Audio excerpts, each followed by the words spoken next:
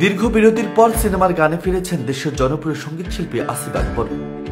জানা গেছে অলোক হাসান নির্মিত অ্যাকশন ঘরানার ছবি টগরে কণ্ঠ দেবেন তিনি। গানটির সুর সঙ্গীত করেছেন আয়ুষ দাস। হবে রে খেলা, কাব্যে শহর, খেলতে এসেছে ওয়ান অ্যান্ড অনলি টগরে, এমন কথার গানটি লিখেছেন জান্নাতারা ফেরদৌস মিলা। গানটি নিয়ে আসিফ আকবর বলেছেন, অনেকদিন পর এমন একটা গান গাইলাম। আসলে এ ধরনের গান গাওয়া একটু কষ্টের। এছাড়া এখন আমার বয়স বেড়েছে, কিন্তু গানটি খুব ভালো লেগেছে আমার কাছে। আশা করছি দর্শকদের কাছেও ভালো লাগবে।